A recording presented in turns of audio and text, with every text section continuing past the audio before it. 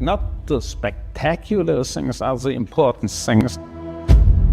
The unspectacular things are the important things, especially in the future.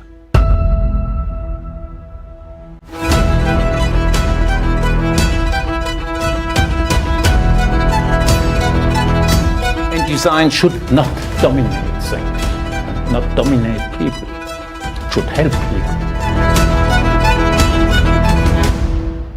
Must be useful, understandable, unobtrusive, honest, and built to last. It plays a pivotal role in shaping our societies, in shaping our economies, and in shaping our everyday lives. That great design in society can be a driving force. It's one of the most powerful tools for change because the ambition is to affect everyone's life. Go out and change the world. We need that.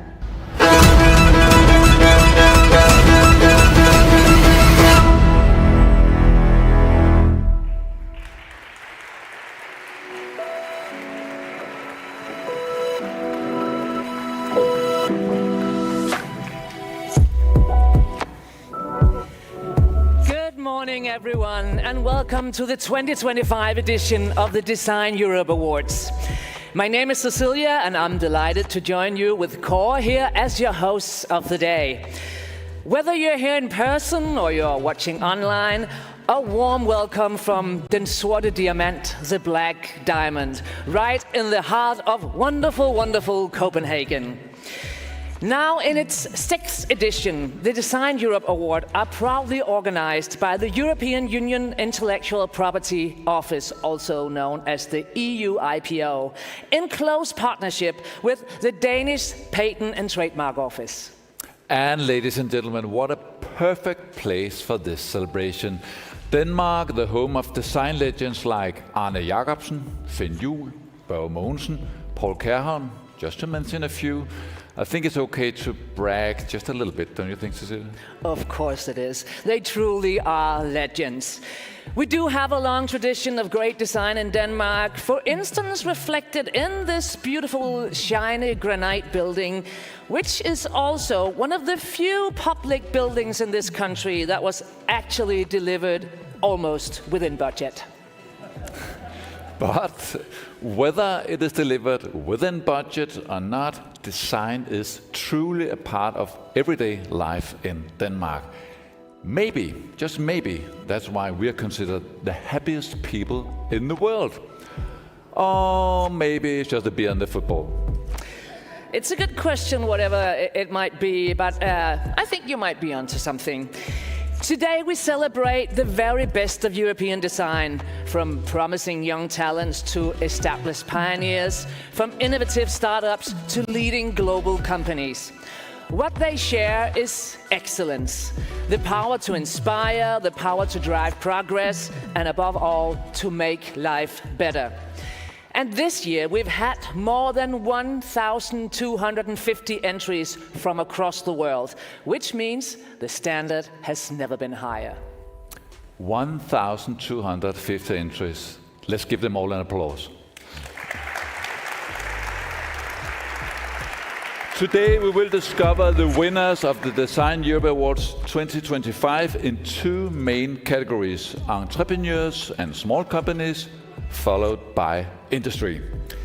The Next Generation Design Award goes to a remarkable young designer up to 29 years old. The Lifetime Achievement Award goes to an iconic figure in European design. Each of the winners will receive one of these beautifully trophies displayed here. I think they deserve an applause as well.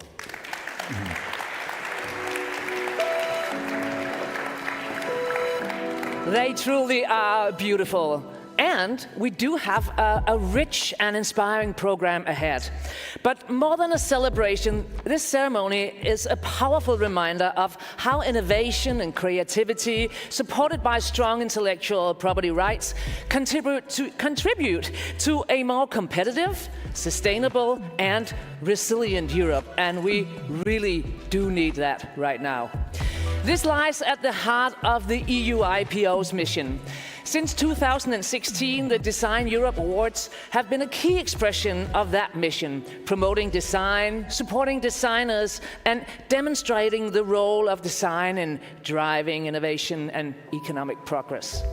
To learn more, please join me in welcoming the Executive Director of the EUIPO, Mr. João Negrão.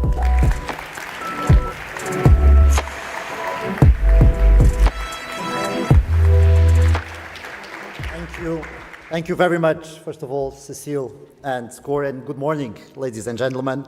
Director General Sorensen, Diasune, representatives of IP offices from Europe, but also from around the world, dear finalists and members of the jury of the DesignEuropa Awards 2025, distinguished guests here in Copenhagen, but also to all of those that are joining and watching us online. I would like, on behalf of the EUIPO, to welcome you all to the 6th edition of the DesignEuropa Awards. And let me start by expressing our sincere thanks to the Danish Patent and Trademark Office and also to the Danish authorities for their excellent cooperation and support that have made today's ceremonies possible. And what better place to be here together than Copenhagen, a city that lives and breathes design.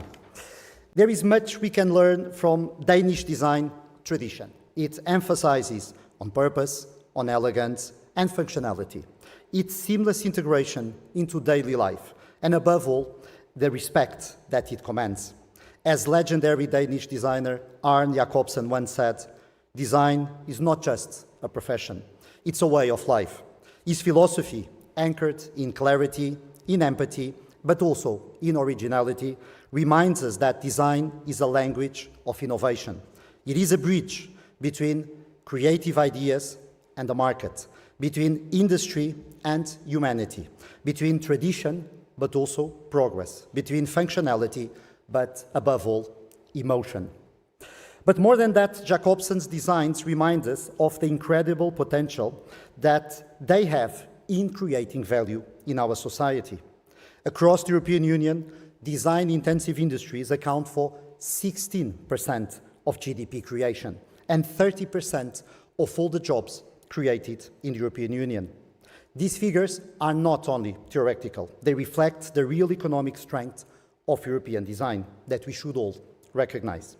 Behind this strength stands also a solid foundation, design protection. At the center of this design system, at national and EU levels, we have created a system that grants designers and creators with a valuable tool for their growth and for the growth of their business. At the EU, the design system has been launched in 2003, more than 20 years ago, and it has seen more than 2 million registered designs at the EUIPO. But I would also like to say that the design system was not created in the EU. It was created 100 years ago by the Hague system that we are also celebrating this year in the beautiful city of Hague in November. And I would like also to commend my colleagues from the Benelux and the Benelux office for the initiative to celebrate this great event. And I look forward, of course, to join you on that occasion. It is also fast, it is affordable, it's accessible. And following recent reforms, it is modern and future-ready. These are all expressions that define the design system that we have currently in Europe. The impact of design rights is therefore, for me, clear. Businesses that own design rights earn 30% more per employee and pay 25% higher wages than those that do not have these types of rights. And this reveals a simple truth. Intellectual property drives value creation and competitiveness. It turns the intangible into tangible. It generates concrete benefits to our society. While the success of the EU design system is undeniable, success can sometimes conceal also some untapped potential. Too often, design protection is still seen as peripheral by designers, by business, and even within the IP community of IP offices, including the EUIPO. This mindset prevents design from delivering its full value to Europe's economy, but also to Europe's society. An integral part of innovation is the ability of business to succeed in the market. This is when real innovation happens. It is not when you create something new. It's when you create something new, you protect through private rights as IP rights, you go to the market and you pass the test.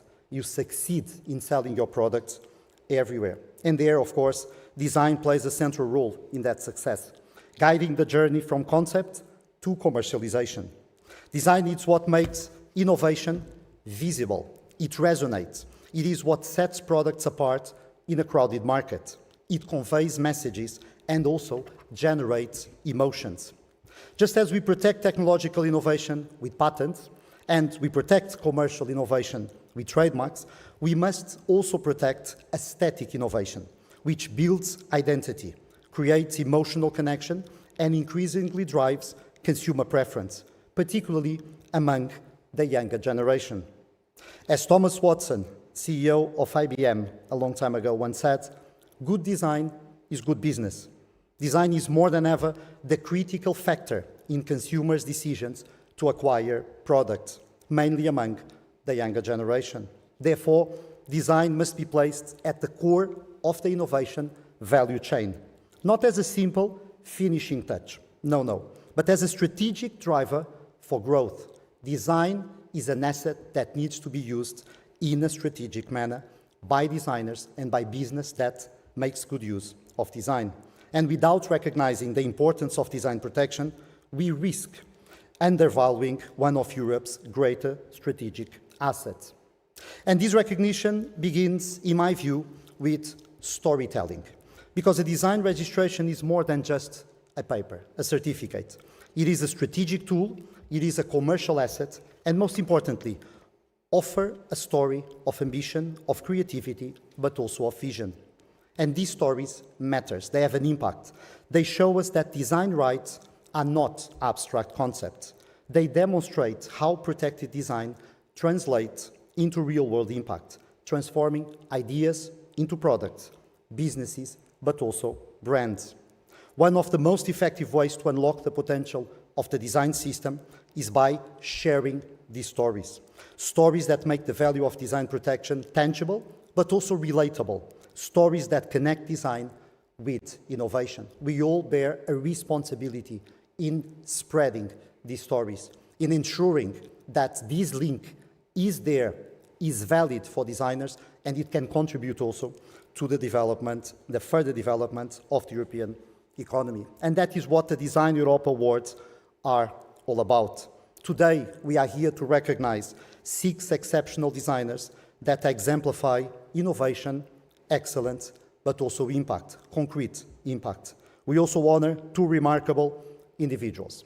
Our Lifetime Achievement Award recipient, whose career stands as a model of creativity and influence, and our Next Generation Designer Award winner, whose promise reflects the dynamic future of European designs. In concluding, the stories we celebrate today honor achievement, but more importantly, they inspire all of us. They show what is possible when creativity is supported, is protected, but it's also valued. We must work together to realize the full potential of design in the EU. And by doing that, we can fully harness aesthetic innovation and contribute to build a smarter, but also stronger and more competitive European economy. So let us together continue to support design and designers and ensure that they receive the recognition that they deserve in the IP community, across the design world, and throughout Europe. Again, thank you very, very much for your presence here today. It's really a pleasure to see you all back in this great event, and I wish you all a wonderful DesignEuropa Awards 2025. Thank you so much.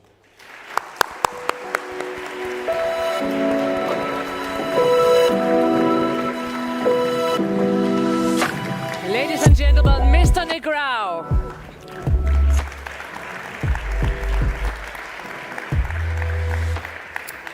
And it is now our pleasure to introduce Mr. Sune Stampe Sørensen, Director General of the Danish Patent and Trademarks Office. Please offer him a round of applause.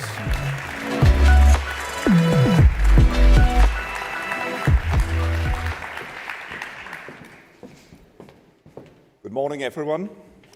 It's a great honor to welcome you here today as Denmark proudly hosts this year's DesignEuropa Awards. It is also a real pleasure to see so many colleagues, partners and friends united by a shared passion for design and its power to shape the world around us. Design is an important driver in our economies, in our societies, and in our everyday lives. It helps us respond to the great challenges of our time, from climate change to public health, and when used wisely, design can open the door to smarter solutions, better experiences, and a more sustainable future. Design is not just about how things look. It is about how they work, how they feel, and how they improve our lives.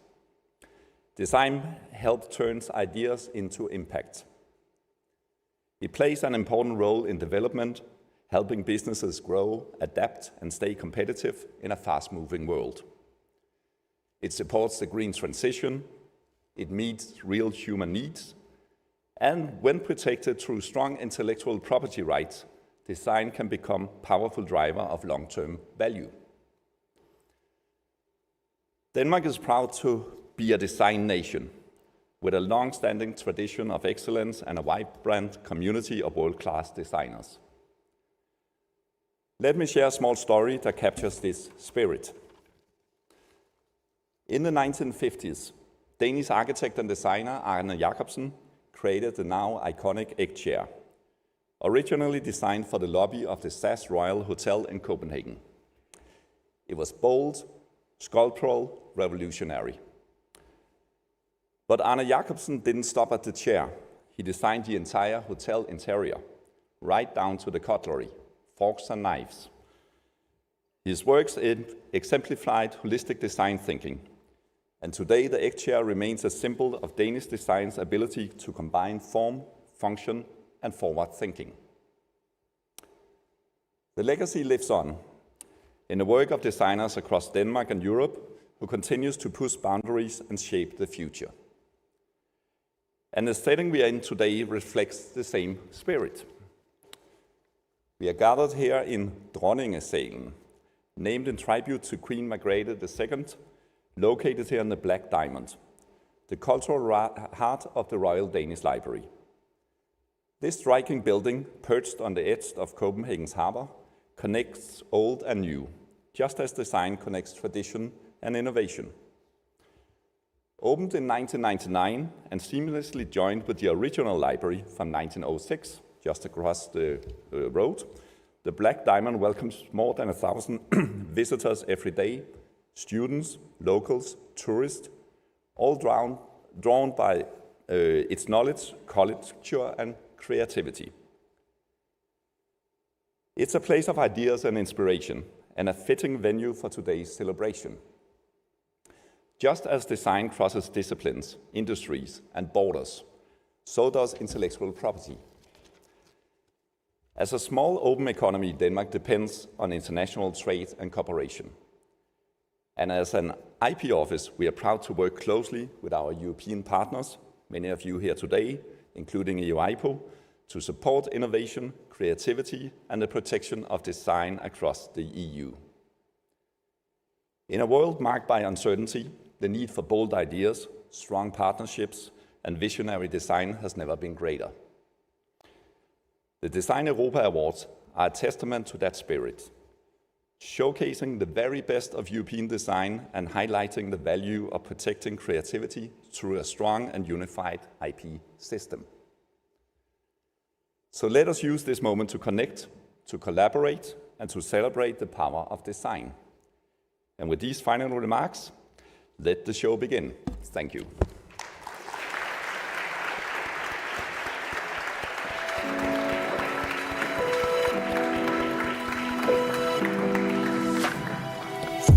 Thank you so much. We'll see you later on the stage. Ladies and gentlemen, just take a minute to think why we're here. We are here to celebrate outstanding design. Outstanding design. But how on earth do you go from more than 1,250 entries to the very selected few that we are honoring today? Let's take a moment to meet the jury and learn how on earth they did it. This year's jury was chaired by Christina Melander, President of BEDA, the Bureau of European Design Associations, and Chief Design Officer of the Danish Design Center. The panel brought together leading experts within design, industry, and intellectual property. And with their diverse backgrounds and deep experience, they were uniquely equipped for the job. Let's take a closer look of how the jury collaborated during the process.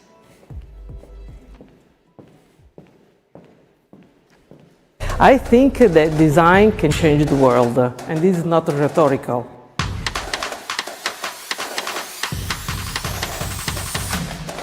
That great design in society can be a driving force. One of the most powerful tools for change, because the ambition is to affect everyone's life. I expect it to be a celebration of European design. Design is really a key part in the innovation process, and we very much like the emphasis EUIPO puts on that. So in the jury, also the criteria, so from a lawyer point of view, a market point of view, a design point of view, and so this is really a rich approach, and this is quite unique.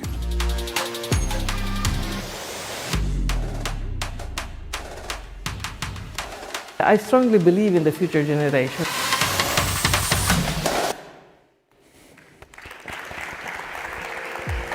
Yeah, a round of applause for the jury. They have been working very hard. And with that, we turn to our award categories. We begin with the first award. It's called Entrepreneurs and Small Companies.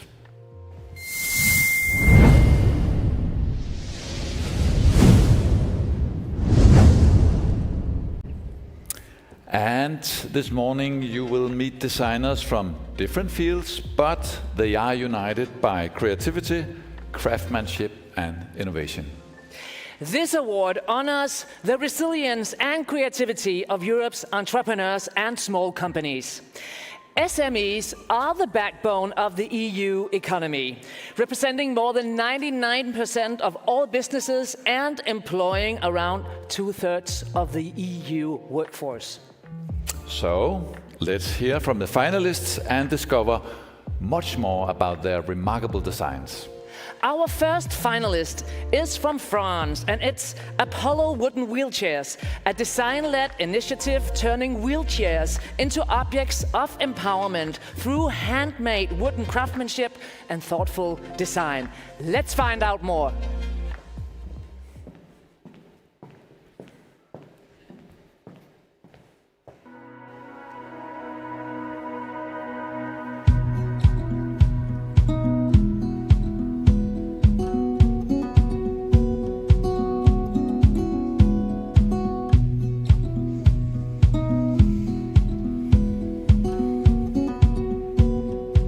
Quand on utilise un fauteuil roulant au quotidien, c'est naturel. Il y a beaucoup de regards des personnes qu'on rencontre qui sont tournés vers nous, qui sont un peu parfois qui mettent du malaise.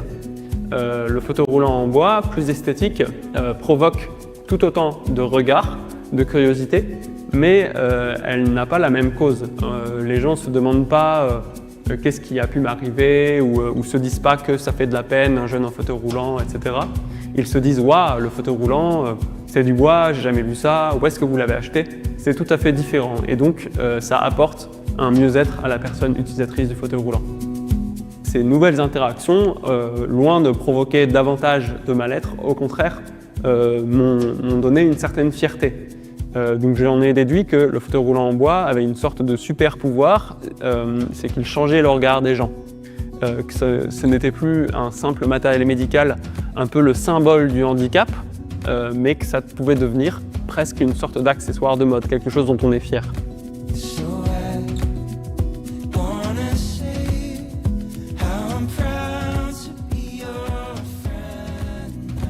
C'est dans cet atelier de la maison de ma grand-mère que je fabrique les prototypes que j'ai conçus. C'est un endroit qui est important pour moi parce que c'est ce lieu, je le trouve empreint d'une forme d'harmonie qui fait naître en moi le désir de faire du beau.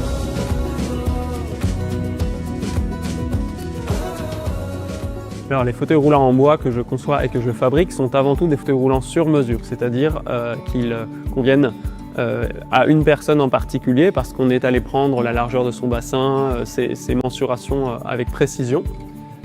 Ensuite, ce sont des fauteuils roulants performants. C'est un fauteuil roulant qui est suffisamment léger pour être utilisé avec beaucoup de facilité, pour être maniable.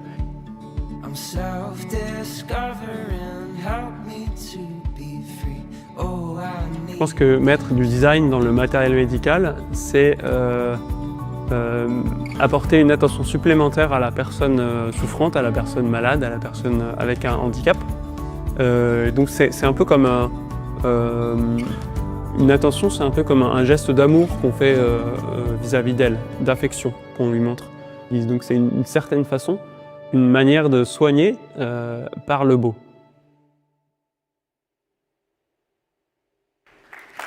Yeah. So beautifully crafted. Wow. Originating in Slovenia, our second finalist is Hangi Maxi. I just love that name, Hangi Maxi. You can remember that. It's a smart and stylish hallway unit crafted from solid wood and combining functionality and tradition. Let's have a look.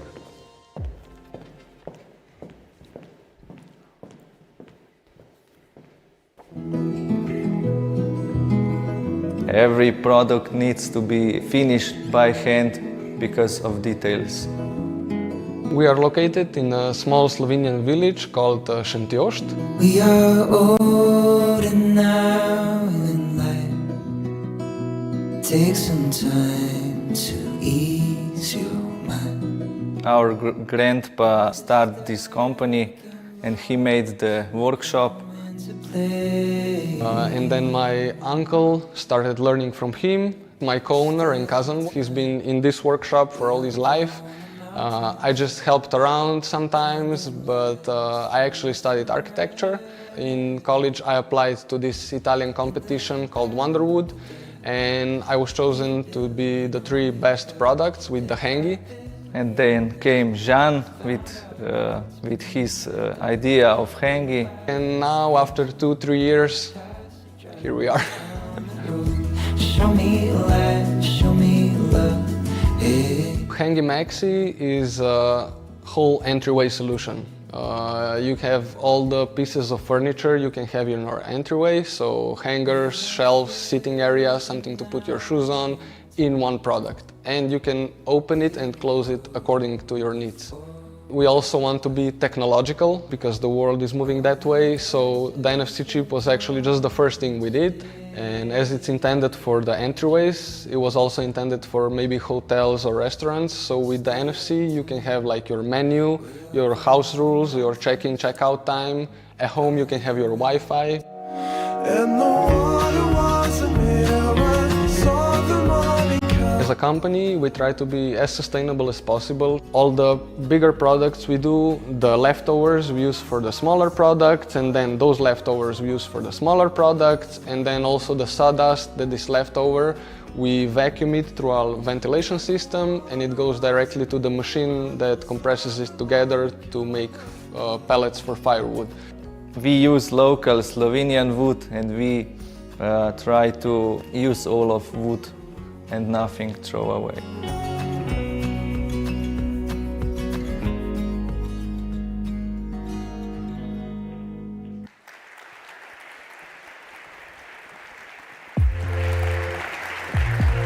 What a beautiful and brilliant idea.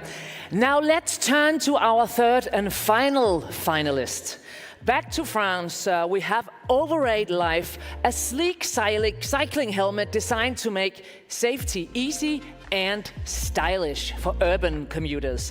Let's roll the video.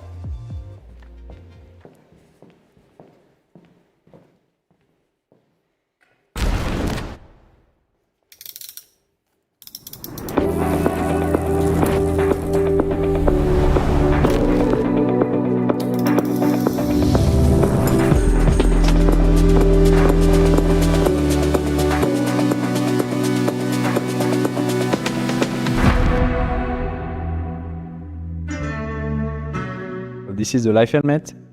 You've got a sleek design, very round shape, soft lines. What's magic in there is the light. You've got front and rear lights, integrated LEDs, very powerful. We also have two innovative functions. One is the turn signals, the indicators, so you have a remote where you can indicate when you are turning. And the other function is a brake detection function. When you press your lever, there is red TD light to indicate that you are braking. This is really a game changer function.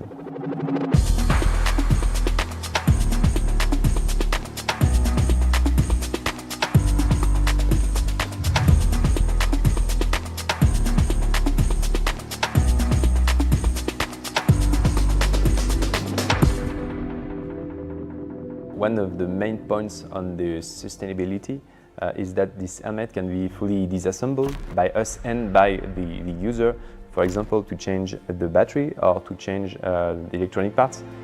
First of all, we develop several prototypes. We adjust the design of the product, especially for electronic.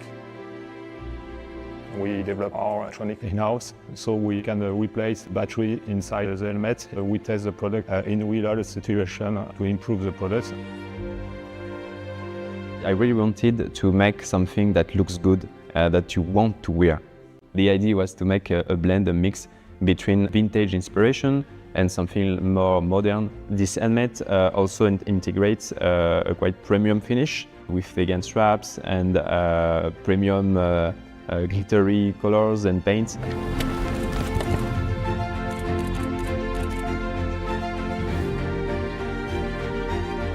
A good design is a product where you really manage to define exactly what you wanted to make people feel. So it's really an iterative process, and you have to work both on engineering, conception, design aspect, and the aesthetics all along the design process. And we worked a lot to make people feel something about our products, so we really need to protect this work.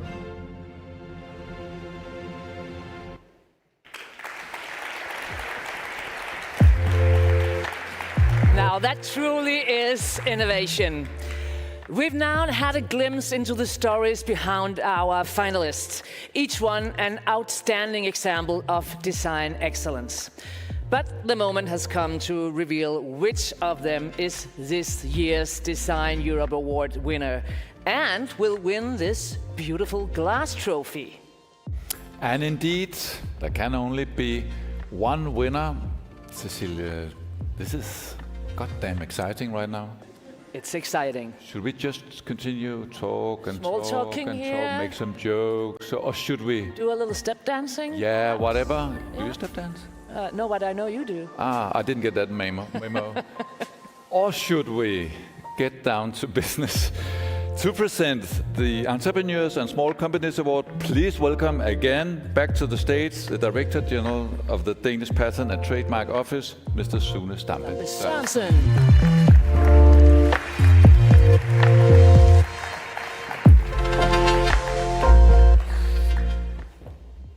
Well, good afternoon once again.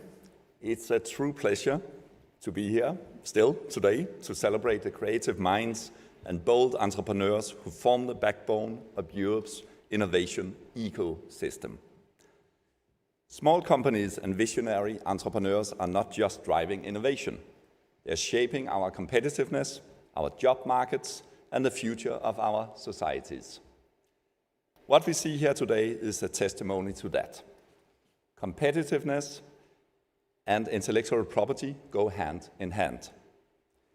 Innovation is the foundation of Denmark's and Europe's future. As we move toward a green transition, innovation becomes more crucial than ever. And where innovation flourishes, IP may become vital. Many of today's leading companies started with a great idea, and design may be the driver that turns an idea into a thriving business. As we have seen today, design is not just about aesthetics, it's about functionality, about standing out, and about making a difference in people's everyday life. That's exactly what we have seen in the 3 finalist films. You are our future, you are Europe's future, and we are here today. What we see here today gives us great hope. And now the moment we have all been waiting for, to reveal the winner of the European Entrepreneurs and Small Companies Award. I think there should be a film, please.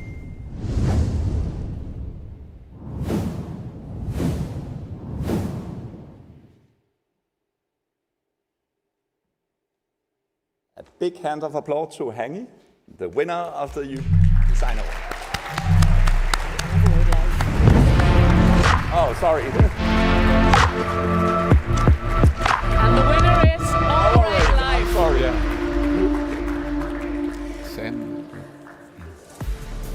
Yeah, please enter the stage. A huge round of applause for Overrate Life.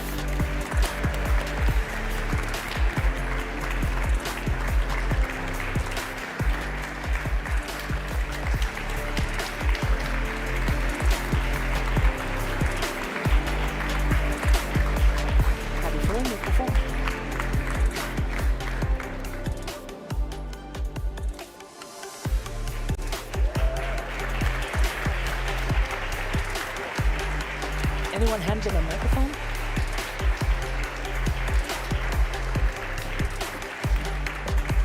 So, congratulations. I don't know if you want to say a few words.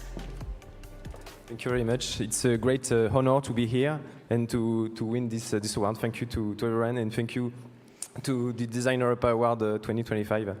Thank you very much.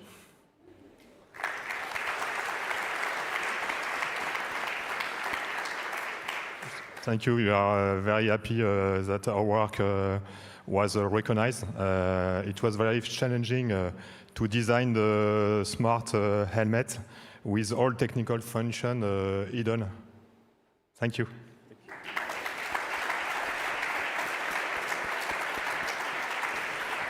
Thank you so much, guys, and huge congratulations. Sorry for the confusion, it was such a close race. But ladies and gentlemen, give a huge round of applause for Overrate Life. Winners.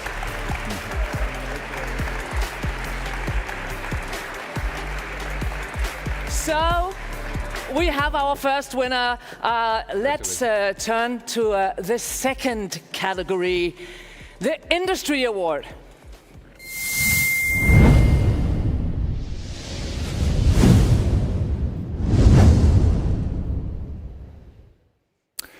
European industry is recognized for its dedication to quality, innovation, and design excellence. Today we celebrate companies leading the way to meet the challenges of a sustainable and digital Europe.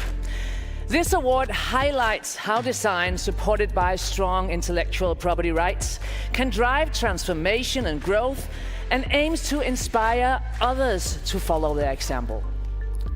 The first finalist is from Spain. Bicinet is an electric scooter. It offers a smooth urban experience with a strong focus on user comfort and safety. Let's find out more.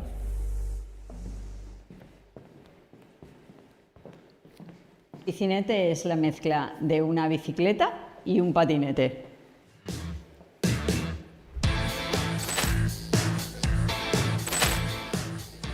Tiene la comodidad, la amplitud de manillar, lo que es la ergonomía de todo el cuadro que diseñamos y el dinamismo de un patinete. Cuando utilizas el bicinete te despreocupas de por dónde te tienes que mover, de cómo está el terreno. Puedes salirte de lo que es la ciudad con él.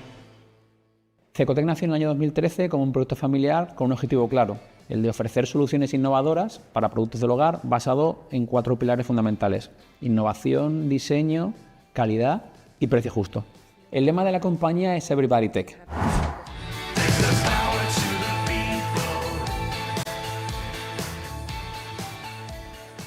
Decidimos lanzarnos a una nueva gama de producto como son las bicicletas eléctricas. Y es ahí cuando surge un poco la magia y se nos ocurre esa brillante idea de por qué no mezclar ambos mundos. La parte más tradicional vendría de la bicicleta, la parte más innovadora vendría de la figura del patinete eléctrico. Conseguimos llevar al límite lo que eran las dimensiones establecidas y permitidas por la normativa, pero al mismo tiempo es muy dinámico y muy divertido de conducir. Le pusimos una tabla muy ancha, de madera, como si fuesen los monopatines longboard, que además te absorbe lo que son los impactos. Podemos elegir distinto con amortiguación, sin amortiguación delante. En la tabla puedes hacer movimientos y cambios de la posición corporal. En un patinete eléctrico el espacio es muchísimo más limitado. Y la forma de conducir, pues comodísimo, la verdad. Te subes, tienes un espacio en torno y encima y simplemente es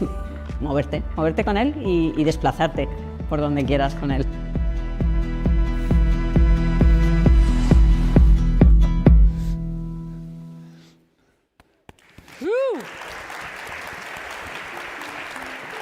Well, this looks like my new ride or die. They drove fast Yeah. down that mountain. Okay. Well, now let's take a look at our second finalist from Poland, Mano, a premium extractor hood fusing form and function with gesture control and circular design thinking. Let's take a look.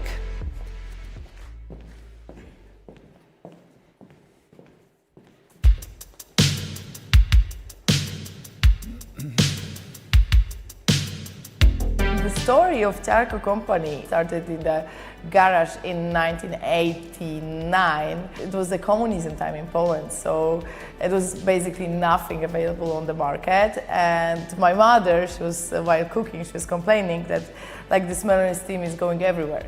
So my father, he was always like this golden hand in the family, so he decided to make like kind of a cooker hood. So the first model was created in my home garage, and then the real business started. Cooker hoods is not just a functional device that you have in your kitchen, it's also like the piece of art. We try to make something really special, but also going with the trend.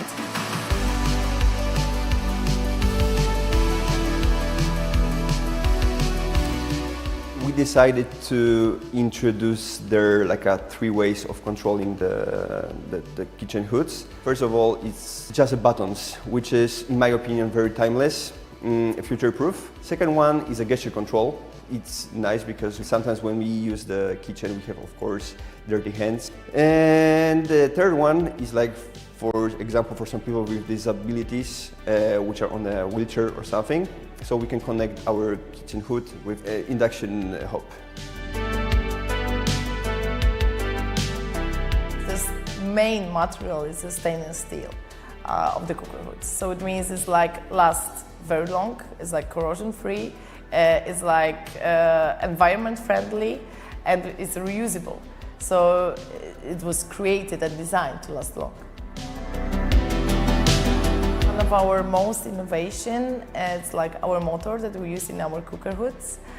We made it with the Technical University of Warsaw. It took us 3 years. We made like around 200 samples to get to this point that we were happy about the efficiency and silent. So we really do believe that innovation is our future.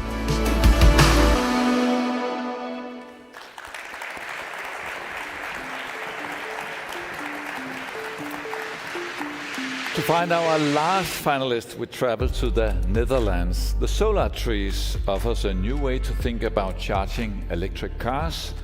They're built to bring clean energy and a natural design into public spaces. Let's see what they can do.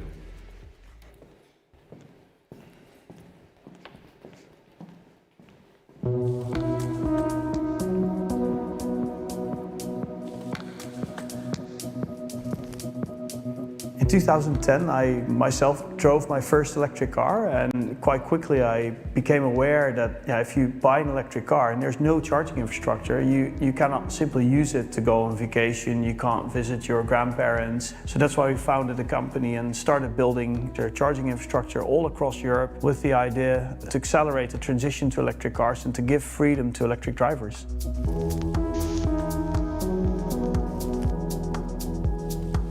Building that infrastructure in a very visible way to make sure that people that currently drive in a fossil car can see the charging infrastructure being built. They see recognizable stations, and when they think, hey, I've seen these charging stations, time is ripe, I can buy an electric car.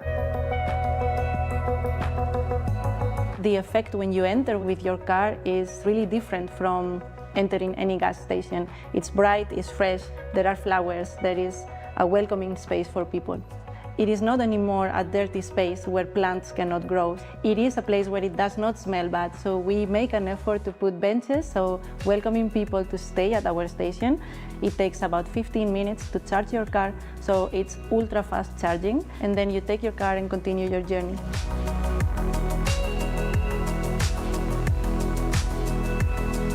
We make sure that we buy green energy or we create green energy. And with every kilowatt hour of energy that we sell at these locations, we displace an amount of fossil fuel not burning up in the atmosphere. Also in our designs, what you see is what you get. So all the materials are directly what it is made of. So what you see as timber, it is structural timber. What you see as steel is also carrying the solar panels.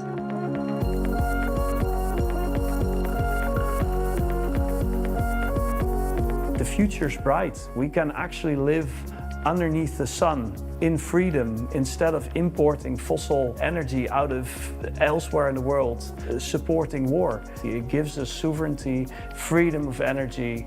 We're literally living out of the sun on our own continent.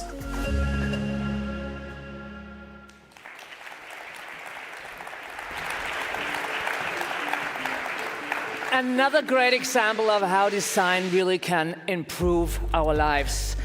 But each one of these three companies are celebrated for their role in introducing products with distinctive and remarkable designs into our lives. But unfortunately, there can only be one winner. Let's find out who it is and who will receive this beautifully crafted steel trophy that you see over there. And to present the Industry Award, please welcome the Deputy Director General of the Danish Patent and Trademark Office, Maria Skov. Offer a round of applause.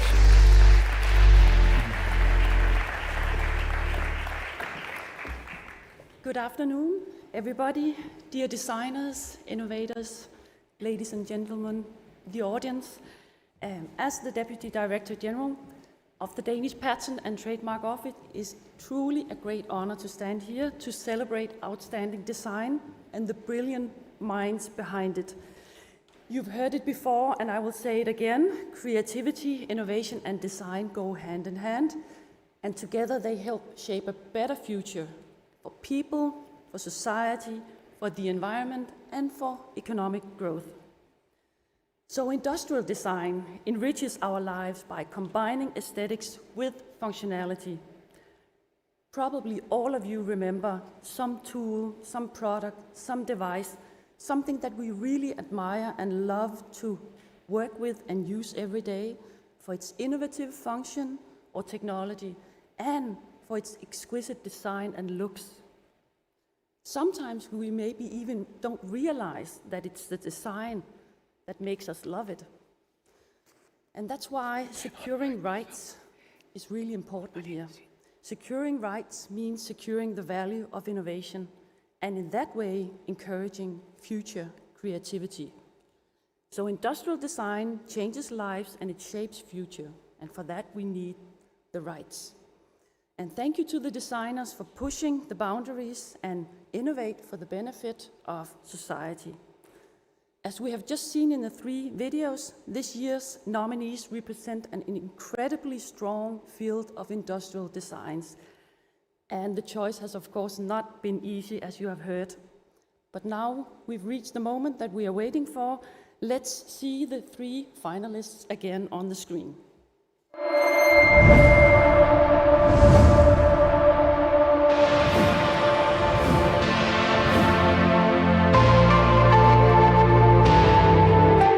And the winner is... Mono.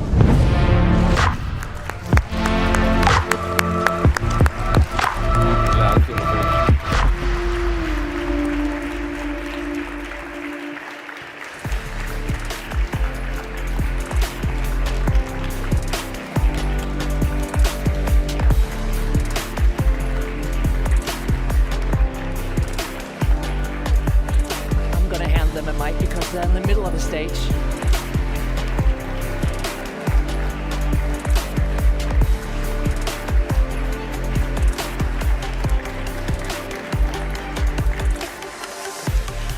Congratulations. If you want to say a few words, you can use the microphones over there.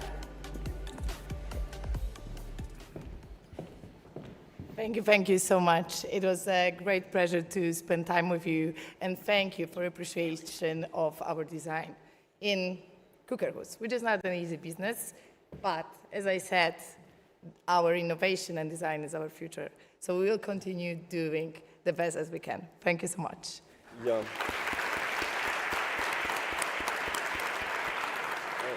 We didn't prepare anything because like other nominees were so good, so congratulations also.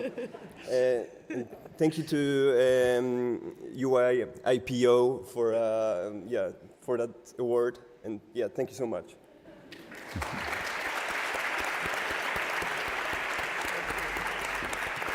Well, I get why you didn't prepare anything. You're one out of more than 1,000 entries. So a huge round of applause just one more time for Mano. Thank you so much.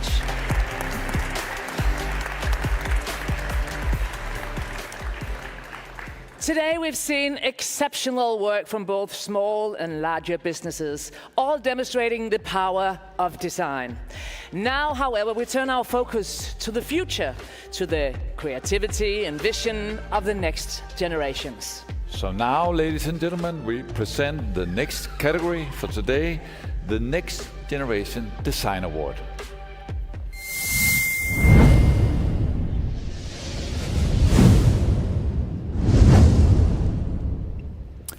And the Next Generation Design Award is for a talented young designer, a designer whose ideas are helping to shape the future of designs. We are delighted to present this year's Next Generation Design Award to a young designer whose work reflects exceptional creativity, vision, and potential. I know who it is. So do I. You want me to tell you?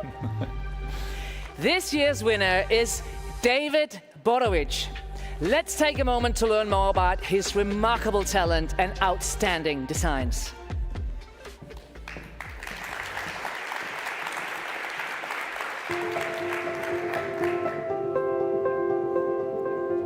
I'm studying master degree at West University of Timișoara, Department of Product Design and Visual Arts.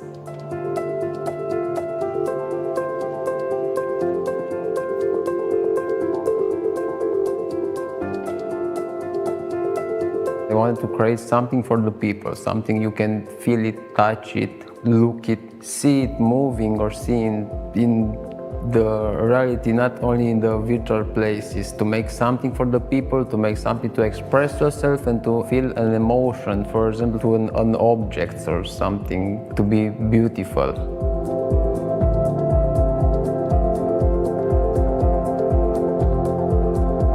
Good design for me is when you're looking to something and not just looking to that product, you can also feel it, touch it, connect to it, or have an emotional feeling when you see that product in the real life or in front of yours.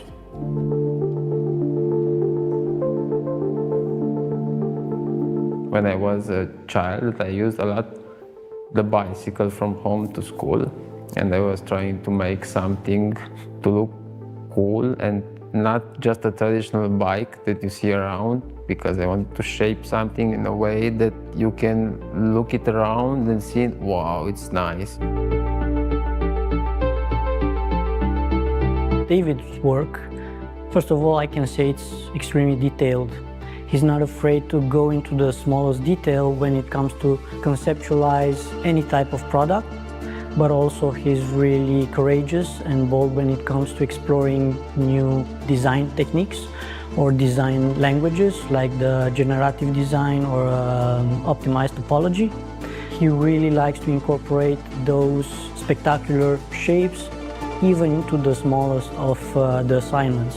You don't see it everywhere, every day, that kind of shape in a bicycle. And I wanted to try something to make more aggressively in the shape, but also to have a good ergonomics for people.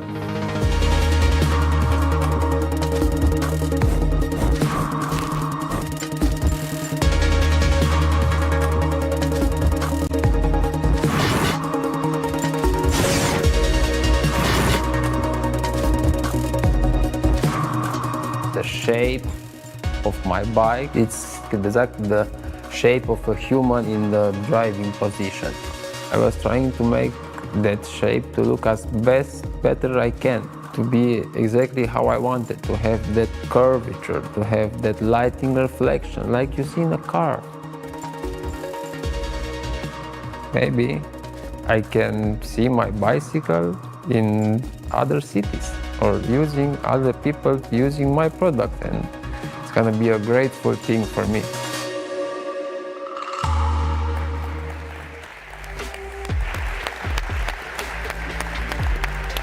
Congratulations. I really like that helmet. Oh, yeah. Yeah, it doesn't destroy your haircut or anything. It's very good. I now have the pleasure of inviting the President of the Bureau of European Design Association and Chief Design Officer of the Danish Design Center, Christina Melander, to the stage. Please offer a round of applause.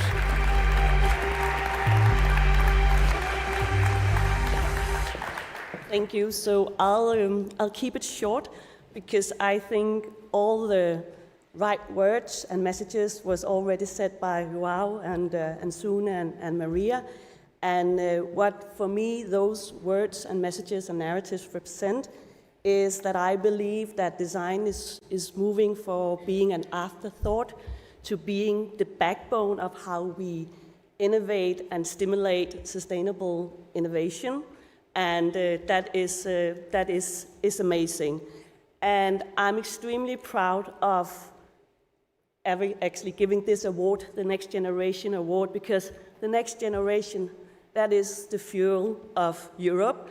And I think we are all responsible of making sure that we encourage, support the next generation when it comes to design, because we need design to be per default part of the equation of how we are moving forward. And the ones who are older out of this category, we need to make sure we are not standing in their way because they need to foster imagination. And it was not easy. Well, it was easy to choose David, but there was tough competition. And it was extremely inspiring for the jury to see a designer like David, who is so into the details of materials, functionality, and keep pushing the boundaries. I said this morning to David, you are almost so nerdy that it's so wild. But anyway, it's a big, big honor to give this award to David. So please come to the stage.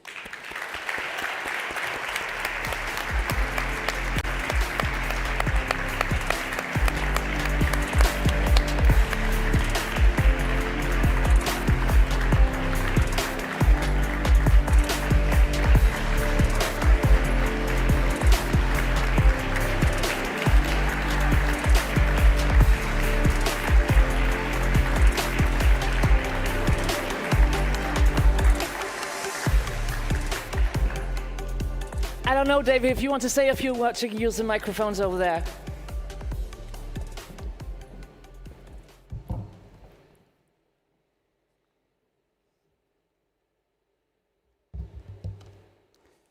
It's a true honor for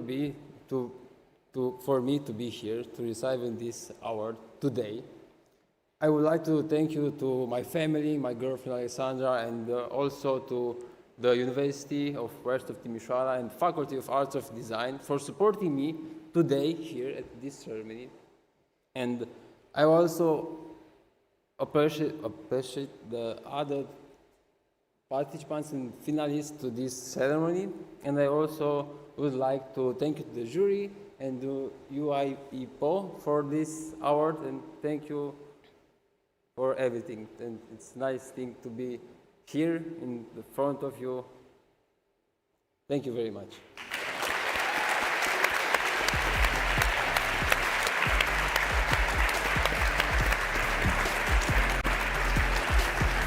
Thank you so much, David. I'm sure you're going to meet David, or you're going to meet his designs in the future a lot. Give him another huge round of applause.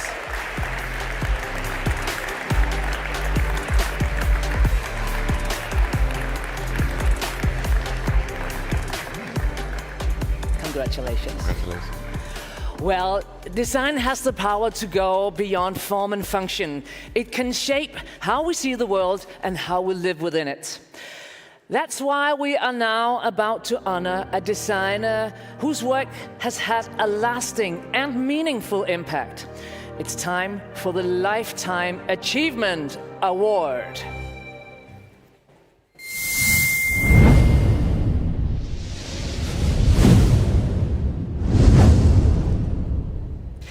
Today we tribute to a career that has not only shaped the past, but continues to inspire the future of design.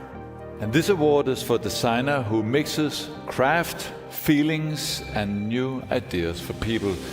She uses old methods together with modern style.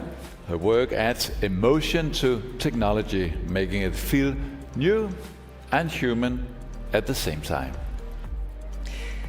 This year, we are proud to honor the legendary Dutch designer Hella Jongerius, whose iconic contributions continue to inspire and influence new generations.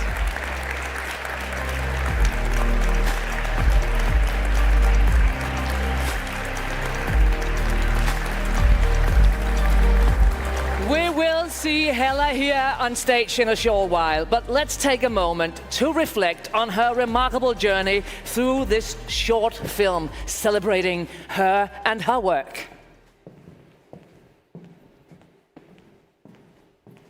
This is a really angry animal. What's his name? Your name? It's Claudia.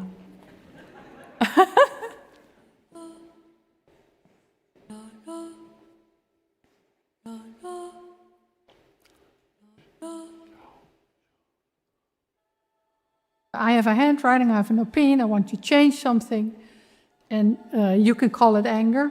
I would say I call it fire.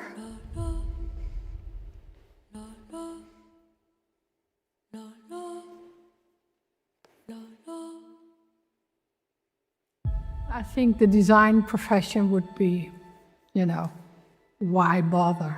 Just making stuff, just making the new for the sake of the new. I did this manifest on the new.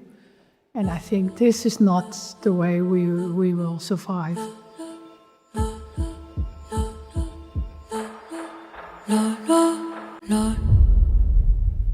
I started out working a lot for industries, trying to push borders from within, rebel, connect craft within industrial production.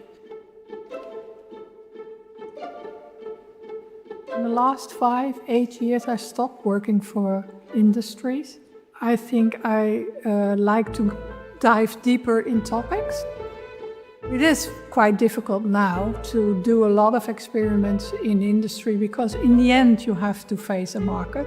Products are also cultural matter. What I'm doing has a message that we absorb much better in a museum or in a public space. So that's why I work on another podium than in the industry right now.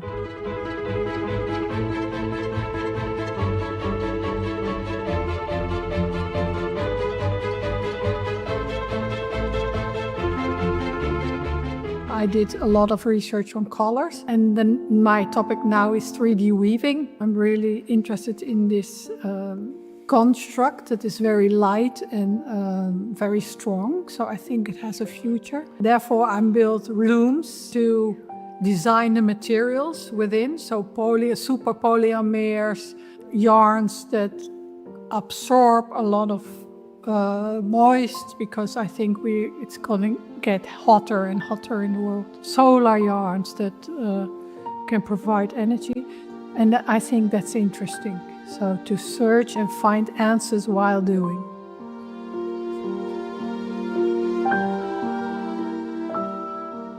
Ceramics and weaving is in a way contradictional. Weaving is very slow. You need to have a lot of knowledge. It's very abstract in the end, you know, it's algebra. In clay, in porcelain, it's very quick. So you push and something changes. So it's very direct. I like to swap from the one to the other to stay awake. I'd like to have some animals in this Woven Cosmos show that I did for Gropiusbau in Berlin. So I made animals, and I do animals in my career. I have a lot of animals. Every time they come back, like for IKEA or for Nymphobook, whatever, animals is the topic. So now I made animals, and they were so angry. So they really were angry. They really, this emotion was really, and I thought, it is also true. You know, it is. We are angry right now, you know. The emotion, anger is everywhere. So beauty is a way to communicate within an object. Then people start, oh wow, you know, it's attached, you open your heart and you look better. So, but also humor, also relax, you know. As animals, yeah, they communicate, and yeah, you can have many words, but they do their job. I really like to experiment in the not knowing, getting lost, because then the head, all the knowledge that we have in the head, we forget about it. The hands are showing us a path that we don't know of. So there is some smart hands. It's not my hands only, so I have a large group of people. Then you get a space for innovations. It brings the oxygen that is needed.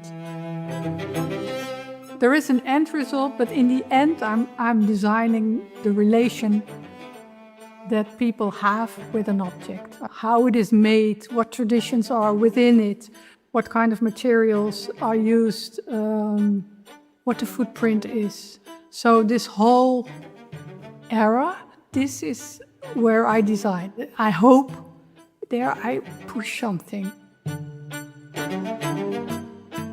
I think designers need to design awareness. So they need to show us the way to new materials. That's a large topic for young designers, and also super interesting. So it can be high technology, and it can be built upon old traditions. And then, you know, I think they have to be disruptive. Design the cracks in the system and not go alone. Don't answer the questions. Be bold. Come with other solutions and try to build your own smaller systems. Build it in communities. Set yourself together. Find it in the fringes, in the silence, in between spaces. Don't walk on the big path.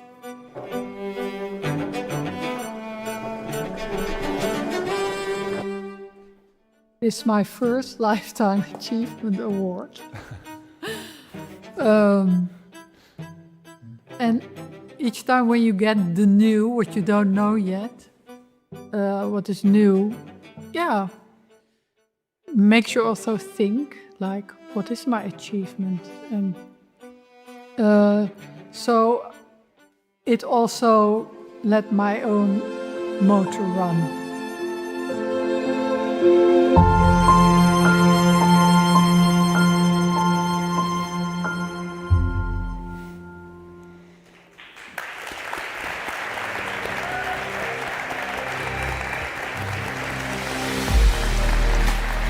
I love the sentence, it's my first Lifetime Achievement Award. I'm sure there will be plenty more.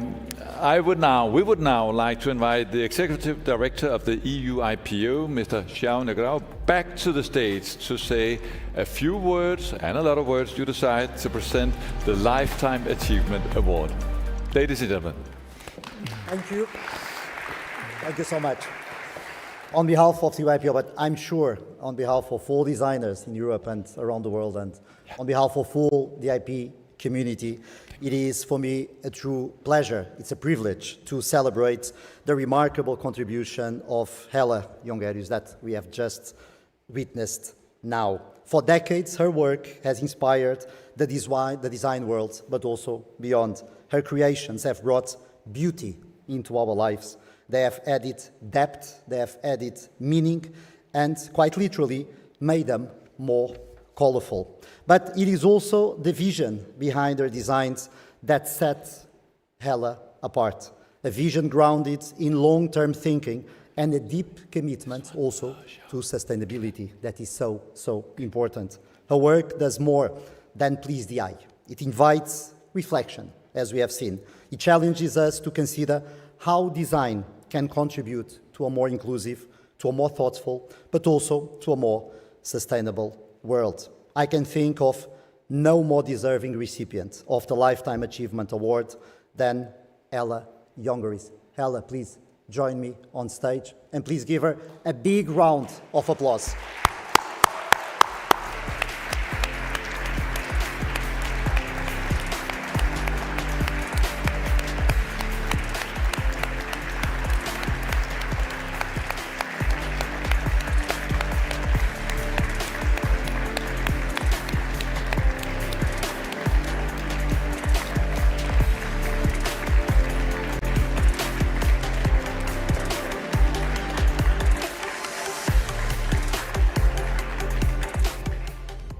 Wow.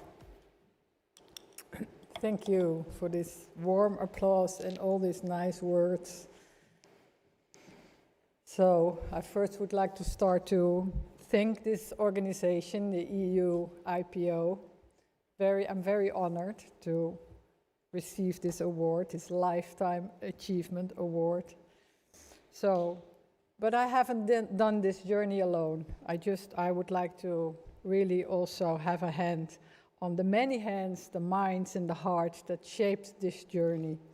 So I'm really grateful to my team. So I really would like to have a hand for them.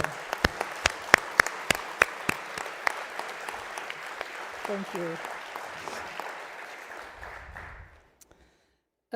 So in fact, if you like to see the work, I'm now working on a retrospective of the 3 decades that I've been doing. So the sketches, the getting lost, the prototypes. So I'm currently working on this exhibition, and it will be opening in March in 2026 in Basel at the Vitra Design Museum. And so it's the whole oeuvre. But I really would love to see it also here happening, so that the exhibition will travel to Copenhagen. That will be really something that, would make me proud also. I think so. The city is rooted in design, so it would be very nice if this exhibition will travel all over Europe. Although, you know, I also feel a bit like the prototypes will look a bit underdressed here in this city, but I think. That would be very. I would love to have this. That this happen. But enough of this commercial break. Now let's talk about what really matters to me. So when I started as a child, and people asked me what I wanted to become, I always answered, I would like to become a hippie. So there are many more professions that are influenced by the zeitgeist. And that children has as a dream. So becoming a designer was also cool for a while as a dream for a child. But if you ask children nowadays, they answer, I would like to be an influencer. So this is really the universal desire to be seen, to be successful. And I'm now trying to say something about success. So, and the responsibilities that flows from it. So everyone experiences success from time to time. So if you bake a cake, or in sports, or after a successful conversation. But now I'd like to talk about success that gets stuck to your ego. So, and becomes part of your identity. So luck plays a big role in success. That a talent and a mentality are aligned with larger forces in the world is very important. The timing, so that the work resonates and the ideas resonate with what is happening in the world. But also you need to have a bit of luck that with people around you that lift you up. So what you saw in the movie already, like my aim is questioning the shallowness of the design profession, examining the relationships between a human being and a product. I'm aware of the implicit morality that lies hidden in the things that surround us in our daily lives. The larger social, environmental, and political implications that lie hidden in things and the ways they are produced. Things have agency. By examining products, I can search for a solution against overconsumption. And in this way, we can help to stop the polluting and the overexploitation of our planet. Countless artists and scientists have not been able to experience their belated success because they were too early with their innovations. Like I said before, the work needs to resonate with the times to be able to become successful. My early career happened at the same time when the high waves of Dutch design were at its peak. I wanted to collaborate with interesting people, collaborate with companies that share the same moral compass to bring about major changes from within the market. I had beginner's luck, and so I became successful and win today the Life Achievements Award. It's often easier to live with the hope of success than with the reality of it. We like to want success as a stopover, but preferable not as a final destination. Who in this audience doesn't want to be the rising talent? I'm jealous of the young people who received the prize today. Success is then a stop that still lies ahead of you. But there is no reason to complain. And so I will return to the responsibility of success. My autumn career falls in a time when the world stands for a major transformation.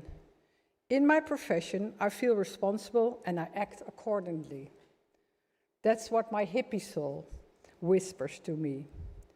True success is perhaps making moral changes, moral choices, moral clarity instead of external recognition. Fame and acknowledgement can be dangerous, and it is important to guide yourself against it. So here you hear my Calvinistic upbringing, and probably it resonates to the Lutheran Danish culture. And I have learned during my career that activism works the best when it contains beauty. And this plays a big role in the design profession. The soft forces of tactility, colors, and aesthetic details, it whispers the message to someone's soul. This could also sound as a good marketing slogan for a cool brand, but whatever is successful automatically becomes a brand. In the attention economy, I'm a success because I generate attention. I could still have my trademark patented by the EUIPO, but, you know, I know that my work is more, a lot of the ideas are hanging, you could say intellectual property, are hanging on mood boards. They hang on many mood boards in companies and on university as examples of design, how you can think storytelling concepts. So in the mood board industry, I'm running my biggest production. And so I realized in the end, I became an influencer. Thank you so much.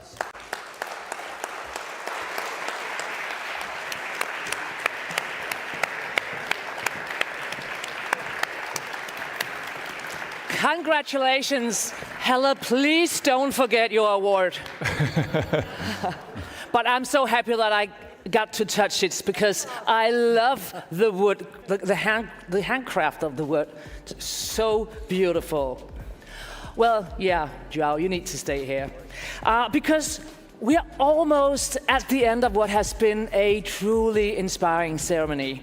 But before we close, we have one final announcement to make. Exactly. So I hand you this. Here you go. Oh, even two. Thank you. Thank you so much. Yes. We'd like to ask you forgot. to stay here with us on the stage. You haven't been briefed on this, but now we're going to present the official EUIPO song, you and me. Oh. No. Look forward. Yeah. No, we're so eager to know where will this wonderful ceremony take place next year. Indeed. Thank you and so much. will you book Cecilia and I again? We will get back to that. We have to wait until the end of the ceremony, but then we will take a decision. But I would like, first of all, to, before we do that and we disclose that, also to invite Sune to join me, since he and of course his team have been key in organizing this event. Please, Sune, join me.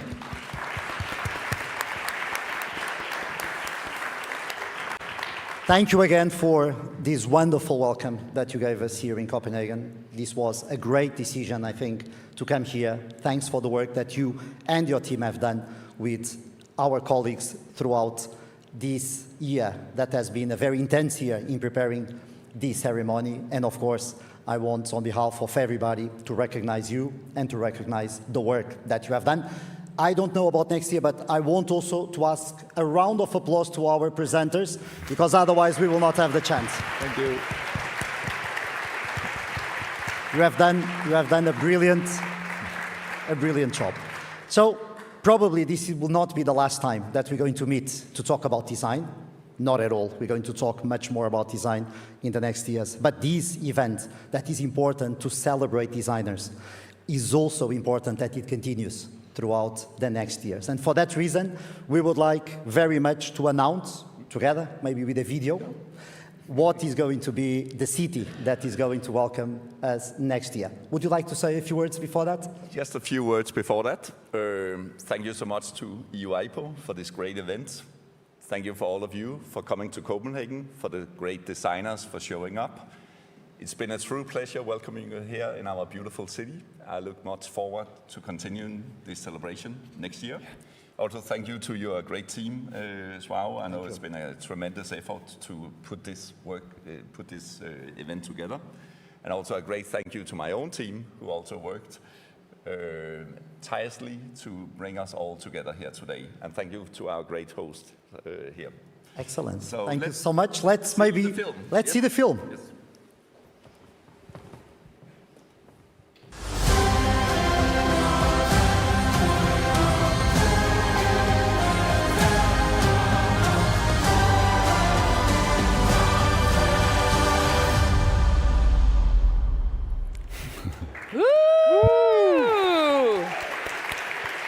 So, Ljubljana will be the city that will host us for the Europa Design Awards 2026. I would like to invite Karin to join us. Karin, please.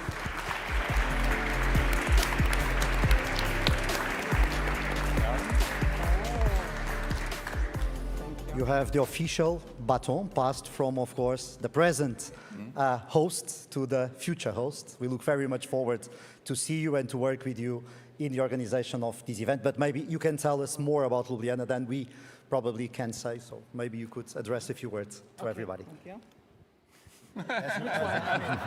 Okay, I will insist. Thank you so much, Joao, and also thank you for giving us this opportunity to host the next DesignEuropa Awards in Ljubljana, in Slovenia. It is a privilege, and also we really appreciate it, and we'll try to do our best. About Ljubljana, you will see next year, so yeah, more interesting things about what is in Ljubljana and what is about Slovenia. And because I'm already here, so also my congratulations to all the nominees and also to all the winners. Really, your creativity, your excellence really set an inspiring example. So welcome in Ljubljana, and I look forward to welcome you next year. So we would like to together to celebrate design. And also there is something more. Next year we will not celebrate just design, but also 35th anniversary of our office. Thank you so much. Thank you. Thank you. Yep. Thank you so much. And with that, we officially conclude the Design Europe Awards 2025. Thank you all for joining us here in wonderful, wonderful Copenhagen. Our warmest congratulations to all the winners, the finalists, and each and every designer who participated. This event wouldn't exist without your talent, without your visions. And just before you leave, we would like to invite all the winners of today back to the stage for photographs and, more importantly, for a big, big applause. And thank you once again for being a part of the 2025 Design Europe Awards. Design is all around us, it's timeless and it's deeply connected to how we live. Today's finalists have shown us just how powerful that can be. We look forward to seeing you next year in beautiful Ljubljana for another inspiring celebration of European design. Until then, from all of us up here, have a wonderful day